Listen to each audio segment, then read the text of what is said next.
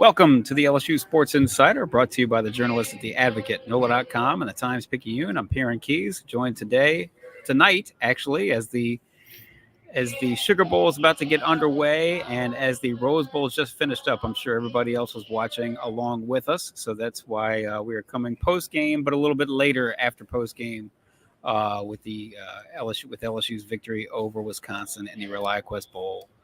On Monday, Wilson is here. Wilson Alexander, our lead LSU football beat reporter. Scott Rabalais is here. They are joining us from Tampa. Hello, Rab. And I'm coming from the ground floor of the Superdome, where I'm about to go out and watch Washington and Texas get it on. So, but without further ado, we should discuss business at hand. LSU takes care of the Badgers. They had to come back from two 14-point deficits.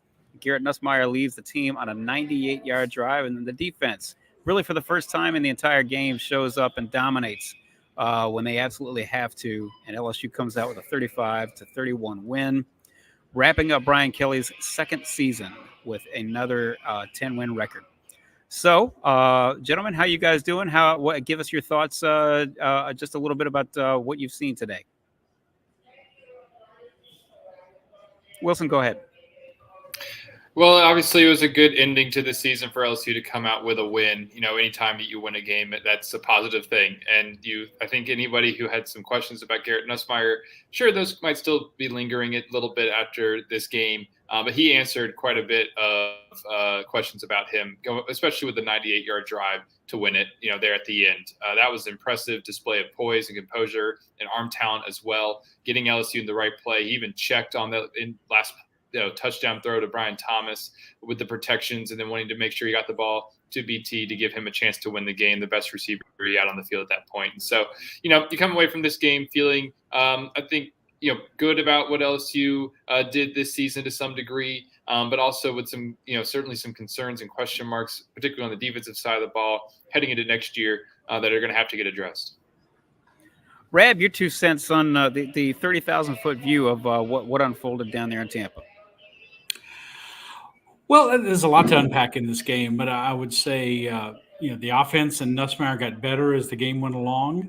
They started with a little shaky, some punts early, got down 14-0, and then got down again by 14 points, as you said, early in the third quarter. But they finished the game strong on offense and on defense. But LSU did not play well most of the game on defense. They gave up, 500 yards to Wisconsin, got really, shredded by Tanner Mordecai, the Wisconsin quarterback, who hadn't had a game like this all season. And that leaves a lot of questions about the defense. But a win is a win. It's worth celebrating. It's 10 wins in back-to-back seasons, something has not happened a lot at LSU. And it's as Brian Kelly said, it is a sign of stability. But there are a lot of things to work on going forward, because the bar has been raised for LSU. A couple of years with Brian Kelly, his first 2 years, to try to get things going. But now the bar is raised for the future. Expectations will only increase with an expanded college football playoff starting next season. But LSU's in position to elevate its play with those things. But there's work to be done and a lot of interesting decisions to be made in the offseason starting very soon. Work to be done. Well, specifically, let's just get to it, because I think that's this is the question of the day, if not the question of the year. Is there work to be done on the coaching staff? We know there's work to be done in terms of hiring an offensive coordinator and or promoting an offensive coordinator and then backfilling that position if that's the way that Brian Kelly decides to go. But that's not the question at hand. The question at hand is, should there be changes on the defensive staff? Rab, I'll let you go first. I don't like to call for anybody to get fired or anything like that, but I don't think you can keep going exactly the way that you have been going with this defensive staff. They've given up.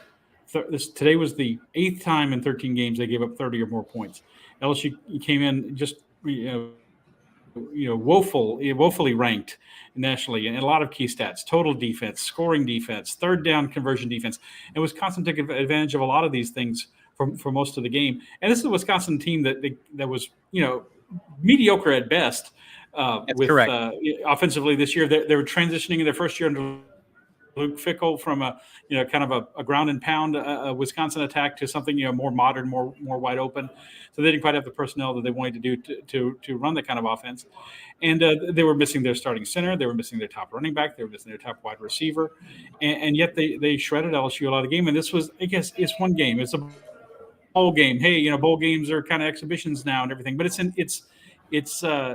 typical of what LSU has done this year. At the end of the game, when the chips were down, they got it done. They sacked Tanner Mordecai 3 straight times and held Wisconsin down after Garrett Nussmeier led LSU on an epic drive. And I'm sure we'll talk about that. But I just don't see how Brian Kelly cannot make changes on this defense. If not with Matt House, the defensive coordinator, with maybe some of the position coaches, I would not feel good if I was some of those guys. He said he's going to evaluate the staff. Wilson asked him a pretty direct question after the game about that, and he said he's going to make some evaluations now. And now is the time to do it. He's got to hire an OC, and we're going to see if he's going to be hiring some defensive coaches too. Wilson, what did Brian Kelly tell you, and what do you expect? We're going to sort of creep a little bit into the speculative game here, and I don't intend to, but what is Brian Kelly's 2 cents on this whole matter? What is he revealing at this point, and what do you anticipate seeing, in the weeks to come? Just about every time that we talked to Brian Kelly since even at the very end of the Texas A&M game, from then on over the last month or so here, we've asked him at some point about the defensive staff and if something is going to be changed. And he is essentially filibustered all the way through. He's actually done, hat tip. He's done a pretty good job of doing that, of saying a lot without really saying much at all in terms of with any degree of detail about what it is that he wants to do on the defensive side of the ball. It's interesting because Brian Kelly has said at times this season, especially over the second half of the year, he thought that LSU had made improvement. He thought even in this game that the second half showed signs of what LSU wanted to be going into 2024. But like Rab pointed out, they still gave up 31 points. Wisconsin had not scored more than 30 points in a game except for one time this season. And then it did against LSU. And, so as for, Brian Kelly said, I asked him today, just where are you at with your evaluations of the defensive staff, especially as it relates to Matt House? And he didn't say anything specifically other than this was maybe the most revealing thing, was that he had wanted continuity getting through the recruiting and getting through the bowl game, which is, I think all of us sort of figured at this point because they hadn't made a change, that he was trying to kind of keep things together to get through this with some level of stability. But then he said that he'll make his evaluations now after, which is something he has said repeatedly over the last month, now that the season's over, to try to have the best situation going into 2024. I don't believe for a second that those evaluations, and I don't think he means that those evaluations are just now starting after the bowl game. These are certainly something that's been ongoing. But Ellis, maybe what exactly that timeline is going to be is unclear, and what moves he's going to make is also unclear. I do expect there to be defensive staff changes, but it's just a matter of at what level they are and who's affected by that. We don't know at this point. So let's move back to a little bit toward this game, very specifically. Tigers start off slowly. Garrett Nussmeier starts off slowly. They have trouble moving the chains, converting third downs. And then they do get it together. Obviously, I think in the immediate aftermath of this game, Garrett Nussmeier is the story. I don't think that's too much of a reach. When the chips were down, he came through. Everybody's going to remember the 98-yard drive. He led LSU on, starting with about 6 minutes to go, to finally put him ahead. He finishes 31 of 45 for 395 yards, 3 touchdowns, 1 interception.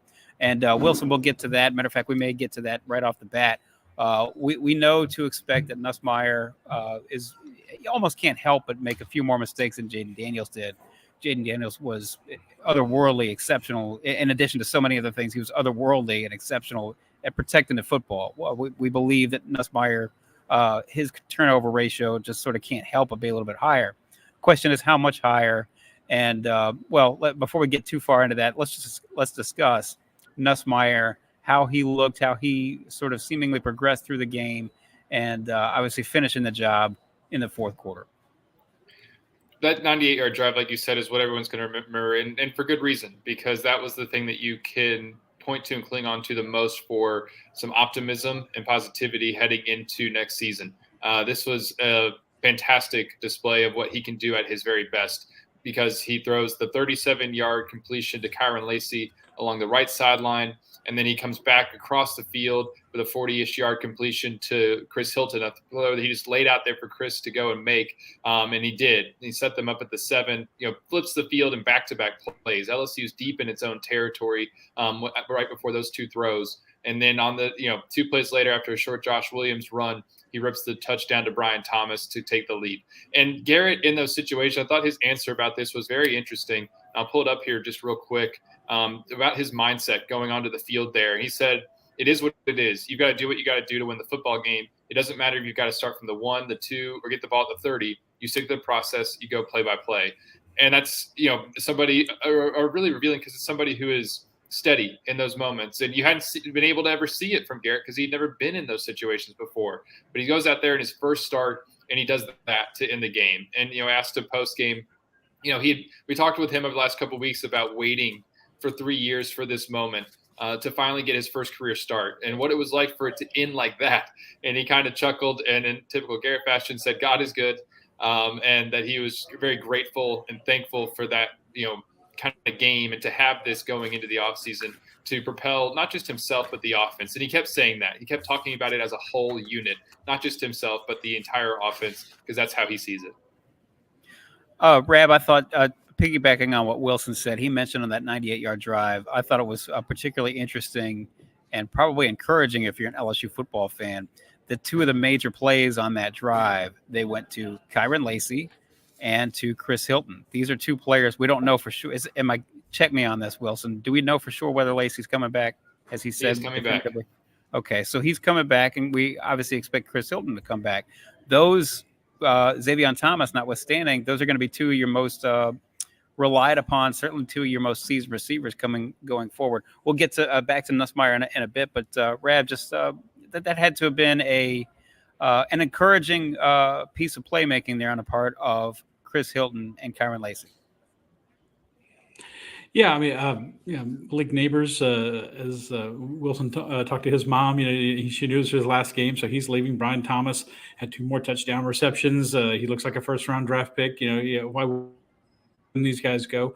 So you need some weapons for him to work with this year. And Kyren Lacy has been the 3rd guy. He's been the Terrace Marshall of this group, going back to the 2019 trio of receivers LSU had. And then Chris Hilton's gotten some spot play here and there. But Hilton also had that wonderful tight-roping catch on the side of the end zone for a touchdown that they reviewed that Luke Fickell, the Washington coach, was not very happy about. But they said he got his right foot in and certainly a possession. Cost him a timeout. Yeah. It did. It was a challenge they made, and worth challenging. But they said he made the catch, and that shows some good chemistry between him and those guys. And you hope there'll be some other receivers for LSU. They hope there'll be other receivers that come along. But those are 2 good guys to start with. That's for certain. How about Nussmeier? Just your two cents on Nussmeier and how he played. Well, I mean, that drive was, that was epic stuff. I mean, Wisconsin, as we've said, that's the strength of their team is their defense, a top 20 scoring defense. They hadn't given up this many points all season long. And with the chips down, he completes the 43-yarder and then a 37-yarder, and it sets up the touchdown pass to Brian Thomas at the goal line. And it's confidence building. It's huge for him personally. It's huge for the team's confidence in him. And it certainly doesn't make anyone forget about Jaden Daniels and winning the Heisman Trophy, obviously, but it certainly makes them feel a lot better going into the offseason. But that's a drive people are going to talk about for a long, long time. As I said in an old Western, which I think a line we can pinch here. I like to pinch a line. When the legend becomes fact, print the legend. That drive is going to become legend. And Garrett Nussmeier put on some legend-making kind of stuff on that drive and showed what he can do. It's different from Daniels. There were opportunities today. Jaden Daniels would have took off and ran. He stayed in the pocket or rolled out and tried to extend the play. He never rushed. He didn't have any rushing yards today. It wasn't sacked. Didn't take off and run at all. He can, but he just didn't. And it's different. It's going to be a different-looking offense from what we've seen the last 2 years with Jaden quite a bit. But it doesn't mean he can't move the ball and be effective. And almost 400 yards passing today and 3 touchdowns shows that effectiveness, and certainly bodes very well for LSU next season. So before we go any further with the Garrett discussion, we've talked on this podcast a few times about LSU and whether or not really needed a transfer portal quarterback. And we all sort of came to a point of conclusion where they needed a portal quarterback to at least provide depth. But Rab was, I think, in a little bit more of the camp. They needed someone who could maybe even be the starter. At least I think he thought that at one point. Correct me if I'm wrong. But now after seeing this in Garrett today, Rab, what is your confidence level in Garrett Nussmeier heading the offseason? It's a lot higher. I mean, this is a look. We thought the way the game started might be how it might go for a lot of the contests. There's a lot of empty possessions for LSU to start. He had a wide open Brian Thomas early in the game, and he was rolling out, and the pass drifted out of bounds, and Thomas couldn't quite keep his feet in, and otherwise they would have had a huge gainer to maybe set up an early score, and they were shut out in the first quarter, right? So it was the first time. The only other time they failed to score in the first quarter this year was against Arkansas. So it was a rare thing to see, and it's like he's kind of shaky. He's not, he's maybe forcing it a little too much. But as Brian Kelly said, he grew in confidence as the game went on. He started checking. He started checking and changing protections and that sort of thing, and I think grew tremendously. Look, as we said, this would be a very pivotal game for him. I said as well, this is a pivotal game for him. You miss seeing Jaden Daniels, but it's good for LSU and certainly Garrett Nussmeier going into next season that he gets to play, because Jaden was not going to get to come back no matter what. So it was it was good that he got to start before having to start against USC. This game will help. This performance will help him and help LSU win that game. And winning that game against USC in Las Vegas in September might help them get in the college football playoff. You never know. All the little things are going to count. But yeah, I think to go back to your original question, Wilson, I think you have to say confidence is higher in Garrett Nussmeier because, as you said, we didn't have a lot of sample size. He threw fewer passes this year than he did last year. He played in fewer games. So Jaden had to stay in there and keep pitching in a lot of games because the defense was giving up so many points. And but when it mattered, he delivered. And when you perform is one of the biggest things. And coming through in the clutch, and he did. And I think that's just going to do tremendous things for him, for the team, and for their confidence in him to execute an offense that will be looking very different next year from the way it looks this year. Speaking of coming through in the clutch, the defense actually did come through in the clutch when they absolutely needed a stop and they absolutely needed pressure. They finally did. The question, of course, that begs the question, well, where was this pressure the entire rest of the game, and for that matter, the rest of the season? We can get to the secondary, which has its own issues, but generally speaking, I would put it to you, Wilson. How do you assess LSU's front seven in their performance in this game? That they came through and applied pressure when it mattered at the very end. Like you said, I mean, they had finished with 5 sacks, but 3 of them came on the last 3 plays. And that matters, obviously. LSU's trying to protect the lead, seal a game, and it did. But throughout the game, there was some other moments they got pressure. I mean, Mason Smith had a sack. I think, Mekhi Wingo had another sack early. And so, but it was kind of like, other than that, it was sort of like what we've seen in large part of this defense all year, which was, they often wanted, coming to the season, the thinking was that LSU was going to have a strength in the front seven and they were going to be able to rely on that. And they weren't able to until the very end of the game. What comes to mind is, and one player in particular, is the touchdown run that Wisconsin had at the start of the third quarter, a 33-yard cutback through just a massive cutback lane where the defensive front just got folded out of the play. And then there was bad angles in the secondary, which was a prevalent all game once again. Some missed tackles, open receivers, and bad angles that just plagued this team the entire year. Those showed up. They didn't just go away in the bowl game magically. But I think you saw a difference today with Mekhi Wingo back. He obviously, he had his 2 sacks. Certainly him not being at full health, even when he was available this year, and then not being able to play near the end of the season affected this defense. If he had been at full strength all season, maybe it looks a little bit different, because he showed today that he could be and can be and is a disruptive player when he's at his full strength. And then, Mason Smith, you saw what you were hoping to see more out of him, this year, which was being a little bit more disruptive and applying some pressure. And, it was just, I guess, unfortunate that it was unfortunate that didn't show up throughout the year, all year, the way that it needed to. But at least in this one game in particular, in the fourth quarter, they were finally able to get to the quarterback. So with that, you mentioned Mekhi Wingo and Mason Smith, two players who obviously there was a lot expected from them this year. The question then becomes, do you expect them back next year?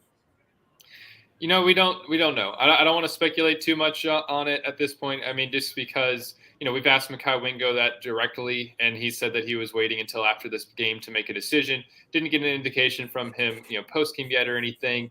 So we'll have to see. But it does feel like there's going to be some returns on that defensive line, especially at defensive tackle. Brian Kelly was asked about not going after a defensive tackle in the transfer portal, and he said one of the reasons was that they felt good about retention.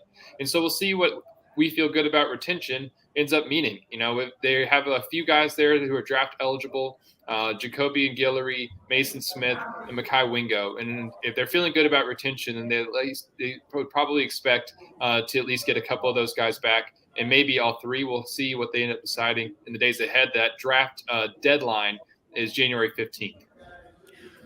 In addition to retention, there is addition. LSU got quite the New Year's surprise, a welcome surprise.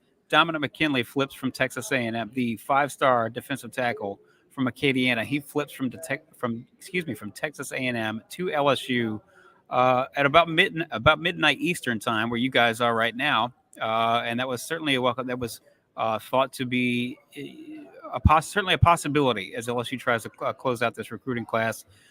Dominick McKinley and Terry Bussey, the athlete from East Texas. Everybody had them two pegged as the final two targets in LSU's class. LSU certainly needed a defensive tackle, and they needed to close out with another blue chipper, and you really can't afford to let a star defensive lineman go elsewhere, not only elsewhere, but to somebody else within the conference. Rad, this has to be nothing but good news for Brian Kelly, who is facing questions about whether he's going to recruit to the level that LSU needs him to recruit to. And it's also good news for the LSU football team next season, just in terms of a straight personnel issue. Yeah, depth at the defensive line, especially on the interior positions, was a huge concern going into the season. Wilson and I were talking about that after the game. And so, he's a freshman, how much will he play right away? We don't know, but he certainly can provide depth. And he's an in-state player, the top player in the state. They did very well in state overall, but he was the one who would look like he was going to slip away. And now they've got him back in the fold at LSU. And, it's one of those things. There's people, if I may get on my soapbox for just a minute, people demand so many snap judgments in sports these days. They want you to have we want to have an instant take on everything. And the instant take on LSU's recruiting class was, this is a huge disappointment. They're 12th or 13th in the country. Well, now they're 7th in the country, according to on 3.com's composite ranking. And take that for what you will. And these are all very subjective things, obviously. But it's not. It's looking like not a disaster. It's looking like a class that LSU can build on, and it's a class that could be leading into an even better class in the next recruiting cycle, because they have some really high-profile athletes they're going after and could be landing in the near future for the class of 25. So it's probably the best thing that happened to LSU all day defensively. Dominick McKinley announcing his commitment to the Tigers. So the last couple of stops, you have to give credit to the last couple of stops now. I know, but like I said, this is important to long term. Yes, that long term it's important. And I'm going to say of those three players that Wilson mentioned, I'm going to say 2 out of the 3 are going to come back. I think Mekhi Wingo, I'm just my opinion, the fact that he wanted to come back and play in this game and really meant something to him. He said, I wear number 18. I need to play with my guys. And so he wanted to play. That kind of indicates to me that he might come back next year. I think Mason Smith definitely needs to come back. I think Jacoby and Guillory could come back. I think he would benefit from coming back, but players don't always do what's in their best interest in terms of their eligibility. But I'm going to say they're going to get 2 out of 3 of those guys to come back next year. So speaking of coming back, let's discuss the offense just a little bit here. We discussed obviously Kyren Lacy and Chris Hilton in the wide receiver position to some degree. The offensive line, in all likelihood, is going to come back completely intact. We don't know obviously about Lance Hurd, at least at the moment. Wilson, you're shaking your head. Go ahead. Charles Turner already accepted an invitation to the Senior Bowl, so they'll be replacing a center, and they'll most likely be DJ Chester stepping in for his spot. But otherwise, yes, 4 out of the 5 can come back. We're waiting on draft decisions for Garrett Dellinger and Miles Frazier, but those are 2 guys who might. I think have a good chance of coming back, and so we'll see how that kind of shakes out over the next couple of weeks. But 4 out of the 5 could be coming back. Continue. No, it's good. I'm glad he corrected me. This is twice now. The running back position. You discussed obviously this with Josh Williams, who has said to this point that he's leaning toward coming back. We don't know about Logan Diggs, but past that, LSU does have sort of the veritable stable. They do have several running backs who you'd have to feel really good about coming back to next year's team.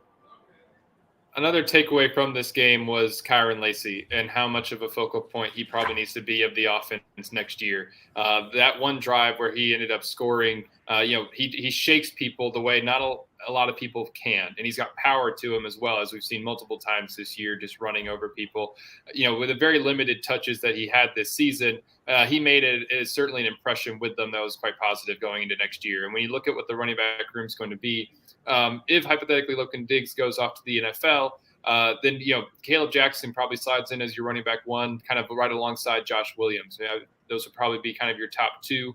And then you also got Caden Durham coming in. You'd have Trey Holly. Noah Cain, I think, even has another year of eligibility left, so we'll have to see what he does with that as well. But the way that Kaleb Jackson has run this year, it was phenomenal at times, and it looked even really good today when he was getting some touches that actually had significance to them early in the game. And so he only ended up with 2 carries for 15 yards. And he also had the 1 reception for 13 yards. But doing that with that little touches, he clearly needs to be getting 10 plus a game next season. And that was probably one of the takeaways from this game, was just that is somebody who looks like he can be a focal point of your offense moving forward. And so the running back room seems to be in pretty good shape. And as we mentioned, looking ahead to the future and recruiting and all of that, on January 3rd, Harlem Berry commits. He's top running back in the country out of Louisiana. And, there's a good chance LSU is going to land him. And so Frank Wilson continues to shape that room into a really positive direction moving forward. He would be for the class of 2025, correct? That's Harlem right. Berry. Yep. Rab, one other weapon to take note of. Mason Taylor probably had his best game of this season. If you take a look at it, 7 catches, 88 yards. He did. He battled some injuries during the year. I think you'd have to say on balance, not that he had a bad year, but a better freshman season. Of course, most notably that tremendous 2-point catch on the in overtime to beat Alabama. But understandably, he kind of got overshadowed this year by Malik Neighbors and Brian Thomas and Kyren Lacy to an extent. But Malik Neighbors got the career receiving record, and he passed Josh Reed early in the game. And then Brian Kelly said he pulled him out after a little bit of a Malik wanted to go back in, but he pulled him out of the game. And so there were more opportunities for Brian Thomas. 7 targets, 7 catches for 88 yards. And, I think LSU is just going to continue to build out the tight end room. This has clearly been something that is something Brian Kelly considers a staple of the offense. And it was nice to see him back in there. LSU went with I think Wilson and I were both surprised until later in the game. LSU went with a lot more short passes, passes instead of runs, and so that meant a lot of passes to a guy like Brian Thomas. Very much a ball control kind of passing game. More than I expected. I think we thought they'd take more shots early in the game. Of course, later in the game, Nussmeier did hit the big passes we talked about. Was that? Do you suppose? I'm sorry, I didn't mean to cut you off, Reb, but do you suppose that was a function of maybe the coaching staff, which incidentally had a new play caller, obviously, for this game? Was that a manifestation of the coaching staff trying to sort of ease Nussmeier into this, or for that matter, keep him away from making a big mistake, trying to take a shot downfield that wasn't there? Wilson, you're shaking your head. Yeah, if I could chime in, I don't think so. I think it was a product of Wisconsin was playing what Brian Kelly, called, trap 2 and trap 3 coverages, which is a way to disguise what you're doing. And that for a while there, Garrett Nussmeier was having a little bit of trouble kind of recognizing those things. And once he was able to, because it was his first start, and once he was able to kind of get into the flow of the game and understand what was going on that they were trying to do, he was able to adjust to it and make better decisions, be able to take some of those deep shots. So I think that's kind of what we were seeing maybe early in the game was kind of a product of that. A player who was starting for the first time in an offense that was having to adjust to his style being different than Jaden Daniels. I think that's part of the reason that Mason Taylor ended up being such an outlet in this game, whereas during the season, Jaden Daniels was throwing it deep so much that Mason Taylor didn't really factor into that because of his role in the offense. But I will say one thing that is not just not to discredit what Mason Taylor did today, because he did have a good game. And one thing that really backs up and maybe stands out the most to me, that he looked more like himself, because he was dealing with an ankle sprain kind of most of the season, was that 45 of his 88 yards came after the catch. He was able to run with the ball in space, and that was a really good sign in particular. But that's just my view on it, was that it was more of what Wisconsin was doing defensively early in the game, and that Garrett trying to settle into it. And then that's why once he kind of settled into it and was able to recognize those coverages that Wisconsin was trying to disguise, that they were able to hit those deep shots. But I guess that's my 2 cents. I would like to go back just 1 minute to the running back situation and Kaleb Jackson, who I admit I've been kind of beating the drum for Kaleb Jackson all year. He can be electrifying with the ball in his hands, and he can run. He obviously caught a pass today. He can return kicks. I think to me he looks like the best LSU running back since Clyde Edwards-Helaire. And in a running back room full of, not to denigrate these guys, but a running back room full of supporting actors, he can be a leading man. Seemingly has the most potential. And I think the question is, go ahead. Yeah, I mean, maybe he doesn't understand so much, everything in the offense. You certainly would figure as a freshman, maybe he doesn't as much as a Noah Cain or a Josh Williams or something like that. But he's got some talent that LSU, because they're not going to have 1,000-yard rushing quarterback next year, with Garrett Nussmeier being the starter, and so you've got to generate more production from the running backs who didn't have to do as much this year. He's a guy who can do that, and he's a guy who needs to be involved a lot more in the offense with a lot more touches. I think, double-digit touches per game for Kaleb Jackson next year.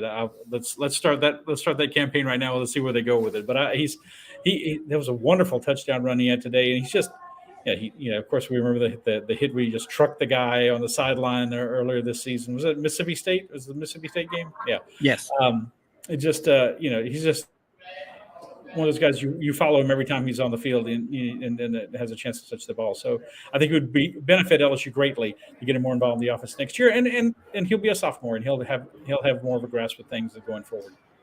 Somebody else who had a touchdown run today was number 4, which threw everybody for a loop, because we knew that John Emery was not, he was not in the game. Poor John Emery. On the stat package, they originally put John Emery. Yeah. Yeah. Well, I do want to come back to Harold Perkins, but I also want to wrap up here with the offense. As we alluded to, Cortez, Hankton, and Joe Sloan, the wide receivers coach and the quarterbacks coach, they obviously were tasked as co-coordinators for this game. They put together the game plan, the practice plan. Joe Sloan called the plays today in the press box, and Cortez Hankton was out on the field. Brian Kelly obviously has a decision to make. I would just put it to each of you two gentlemen, based on what you saw today, and perhaps the result of the bowl practice, which we obviously weren't always privy to, but based on what you saw, based on what Brian Kelly saw, if you were him, would you go on ahead and make a promotion from within? I would certainly feel comfortable doing so for a number of reasons. One, they have proven themselves as recruiters and developers, and those are 2 qualities that LSU definitely wants to keep on staff. And then today, actually, in-game action, we saw them, generate an offense that scored 35 points against a defense that, like we said, had been pretty good this year, especially at limiting explosive plays. And LSU was still able to, once, like I said, Garrett was kind of got into the flow of the game and the offense began to mesh with this new quarterback, they were able to then hit those explosive plays, especially on that 98-yard touchdown drive to win the game. And so I think I would feel very comfortable if I was Brian Kelly elevating them internally and going in that direction. Is he or is he not? I don't have full insight onto that, but I think that he would feel comfortable doing so after what he's seen to this point. And so we'll see if he goes in that direction. Rab, if this is a pass-fail proposition here, did Cortez, Hankton, and Joe Sloan pass or fail? Oh, I think it's a passing grade, for sure. You have to deal with, like I said, a whole different dynamic with the quarterback situation, and then getting reintegrating a guy like Mason Taylor into the offense and trying to get more out of the running backs. And then the running backs were okay today overall. It wasn't a super day for the LSU running game. And then try to get Nussmeier more comfortable doing things going down the field. If you're Brian Kelly, again, it's kind of a political situation. You'd love to keep both these guys. If you pick one as offensive coordinator, and you got to pick one. I've seen co-defensive coordinators before at LSU, and that was a disaster. That was 2008. I don't think co-offensive coordinators would be a good thing either. You got to pick. You got to pick a guy, and you risk losing the guy who doesn't get the job, because I think somebody's going to make the other one, an offensive coordinator somewhere, and possibly next season. So, that could happen. So two good recruiters too, that you just as soon not lose on staff. Two of the best on the staff, along with, Frank Wilson, who obviously is, who we all know about his resume of recruiting players, especially in state. But I think Joe Sloan, the fact that he was the guy in the press box, Brian Kelly said that he was in the press box. The plays came down from him. They're sent out to the field with input from other coaches. And Kelly made a point in the post game to mention contributions by a lot of people on the staff. Brad Davis, the offensive line coach, suggesting things, and of course Frank Wilson, rotating the way he had the running back rotation going and that sort of thing. So, but to keep both these guys happy.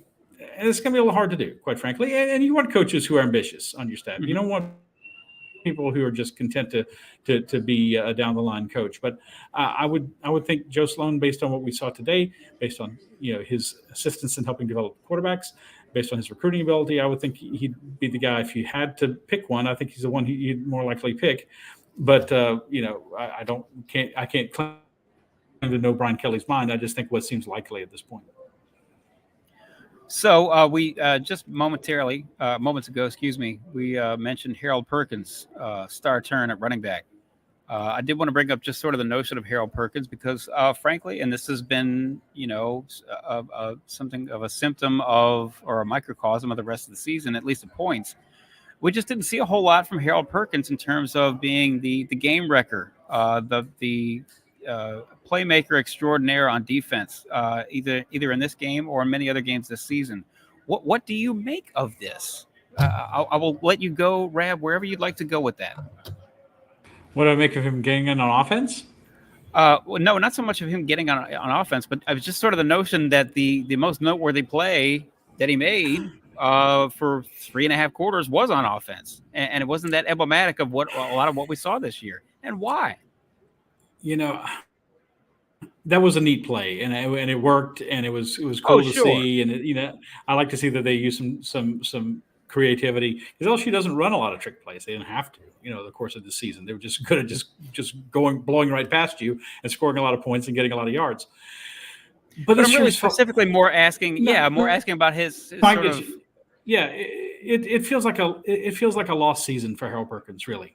He last year, I remember thinking he is the most disruptive LSU defensive player since Tyrann Mathieu. Mm-hmm. And this year he had a few moments, but of course we started with the whole thing, which was a fiasco when him moving to inside linebacker against the Florida State game. And I'll never forget Marlon Favorite, a former LSU player, saying on the post game, he looked like a robot out there. And he was not comfortable. So they did move him back to more of an edge, and that helped. And of course, he had a big interception in the Missouri game that turned that game around for LSU when they had a chance to fall behind, by like 3 scores. And he did. That was big. And that was their best win of the year. Missouri just beat Ohio State in the Cotton Bowl. So, but still, overall, it just doesn't feel like the season he could have had. And I don't know if it was, he was just. It's probably a combination of things. Like I said, that. It wasn't just the iceberg that sank the Titanic. Okay, it was they're going too fast and ignoring the warnings and the way the ship was built and everything. And it's probably maybe him them thinking too much about his future potential as a pro player, and maybe he reading his press clippings, as they say, a little more and getting a little full of himself, and maybe not working as hard. I don't know, but it just wasn't a great season. And he can come back. He's a great talent. Obviously, we saw today, and apparently we were talking about this in the press box. Apparently, he was a really good running back in high school, as you yes, he was a great physical talent. So he can bounce back next year and be that player. But he was a preseason All-American. He was on everybody's preseason All-America team. They won LSU player. He was on everybody's Well, preseason All-America list, and it wasn't anywhere close to that season for him. But it can be again if with the right motivation and the right direction. it What if I can be told you again. that Go ahead. What if I told y'all that Harold finished the season with 75 tackles, 13 tackles for loss, team high, 5.5 sacks, and 7 hurries? I still agree with you that he did not have the season that he could have had, because that basically matched his numbers from last year, as certainly in terms of tackles for loss, hurries, and sacks. But it wasn't as low of a stat output as I maybe expected it to be. But it wasn't as I felt he wasn't maximized the way that he could have been this year. I personally, that would be, to me, that would be the best way to put it, is that it did not feel like that all of his talents and his potential had been maximized, which, look, this is me speaking only for myself, but it makes you have to wonder how much of this was him and how much of this was a product of the coaching staff. It probably was a little bit of both. Go ahead, Rap. Yeah. Look, the bar was set very high for Harold Perkins coming into the season based on last season. But, by comparison, another player who the bar was set high for was Malik Neighbors. And he was preseason All-SEC as a wide receiver, and he was expected to be the leader of the skill group, and he delivered. He more than delivered. He had a season for the ages as an LSU wide receiver. So those numbers are surprising, Wilson, and I'm glad you brought them up. They are surprising, and for a lot of players, you'd say, "Oh, what a great season." But you expected more from Harold Perkins somehow, and it just never seemed like it quite materialized. But he's coming back for another year. He can have an All-American season next season. Wouldn't surprise me in the slightest. But maybe he and the LSU coaches, whoever they may be, will learn from this season, and he could be more effective in 2024. One thing to note real quick about Harold, just real fast, he walked off the field after the game with his left arm in a sling. He had to go off on LSU's last defensive drive. And so he would, like I said, arm in a sling. We don't know anything about his status, what can happen in terms of, what he was dealing with or how it would affect him going to the office or anything like that, but just so people know. A couple of things here before we wrap this up, before we put the bow on a season, at least for now. We had, gentlemen, you two remember that on a couple of previous podcasts, we played a little over-under game. Wilson, you put it to us, actually. You put both of these to us, actually. Over-under, did we think that Jay Bramblett would have over or under 4 punts? We all said over, so that was true. He wound up with 5 today. And LSU still wound up with 35 points, so I think that it does speak to an offense that can get things going. You also, in a previous podcast, had put an over-under on Whit Weeks' tackle total, and you'd put it at 7. I did not think he was going to get there. Well, Whit Weeks finished with 8 tackles today, 2 solo, 6 assists, and a half a tackle for loss. So, gentlemen, anything you want to say about there? Whit Weeks, Jay Bramblett, really, for that matter, any other performances today that either stood out or were maybe less than what you expected? I need to get into some kind of like being a line maker or something, like a betting line maker. I mean, I set those really well, I think. Yeah. Yeah, you did. Yes. Pat on the back to me. Nothing else really stood out to me. Really, it was good to see Whit Weeks getting a good bit of playing time in this game, 8 tackles, because he's going to be your weak side linebacker most likely next year, next to Greg Penn there in the middle, and we got to see them on the field quite a bit. But other than that, we've already talked about a lot of the individual performances that really stood out in this game. And so, LSU just needs to kind of continue to build on some of those things going into next season, and we'll see how things continue to shape up. Rab, anybody who overdid it or underdid it today? Anybody else who stood out for you? Well, I'll tell you someone who overdid it in one respect. And though he led the team in tackles, was Major Burns. There was a lot of celebrating and strutting around by Major Burns for a guy who plays on this defense that I think could use a little humility. He did have 13 tackles and 1.5 tackles for loss. Everything so good for him, but obviously doesn't maybe speak well that he had so many tackles. But Greg Penn, another solid day, 7 tackles, including a forced fumble. Tackle for loss. It was a sack. So, and he's coming back, right, Wilson, as well. next Most year. likely, So yes. He still keeps kind of qualifying it just a little bit, saying like as of now, most likely. But it would be a change in his mind if he were to not come back. He is heading in that direction, certainly. Earlier this week at the press conference for the two coaches, a player from each team got an award, kind of a leadership award, and he got it for LSU. I think that spoke well for what the respect that he commands among his teammates. So there are a lot of key players. We talk about this defense, and a lot of guys underperform. This guy underperformed, that guy underperformed. There's a lot of guys who can improve from one year to the next, and they are talented players. Mason Smith, Harold Perkins, Greg Penn. Ryan was a 5-star prospect coming out of high school in Lafayette, right? There are some very talented guys who, if they could improve their play, LSU's defense could at least be respectable next year. If they're respectable, I think we got a glimpse today that this offense can be very potent again. I think expecting to be quite as potent would be fair, but maybe not all is as dire for LSU going into the next season as it might look just looking at the defense. I would like to, sort of along those lines, I'm going to be curious to see how three particular players that we haven't mentioned, how they continue to progress. 3 young players. Well, 2 of them very young. Ashton Stamps, Javian Toviano, and Sage Ryan. We saw certainly they had to play the majority of the snaps at corner the last couple of games, really the last month or so of the season. And certainly have had some rough patches and had some rough patches again in the ReliaQuest Bowl.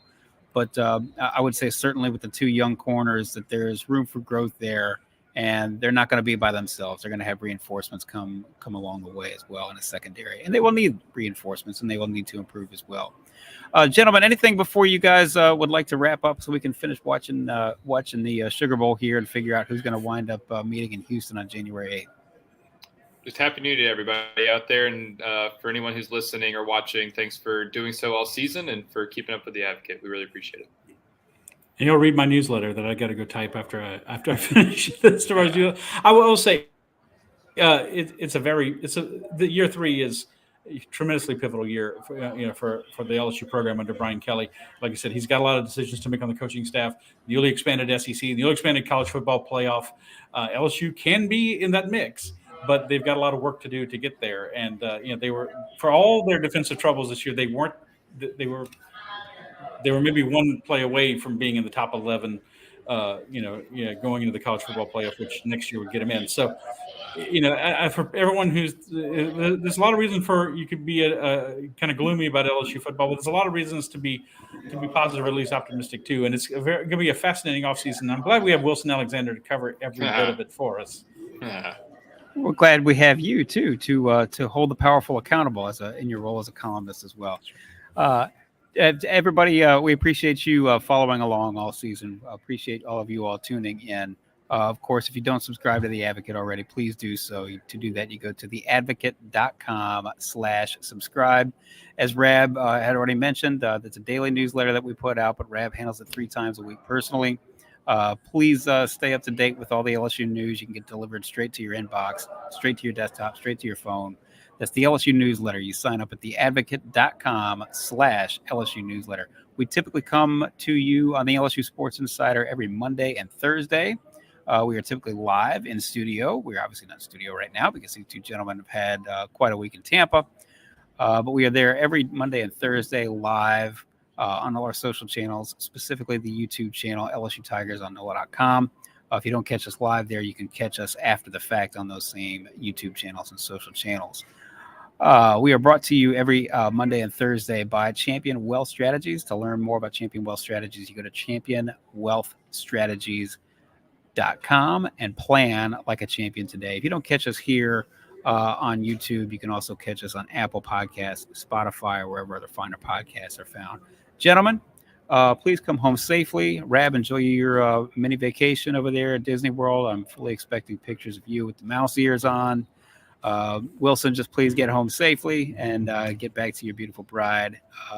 And we will see you all. We will see you all shortly. For Wilson Alexander, Scott Rabalais, I am Perrin Keys. This has been the LSU Sports Insider.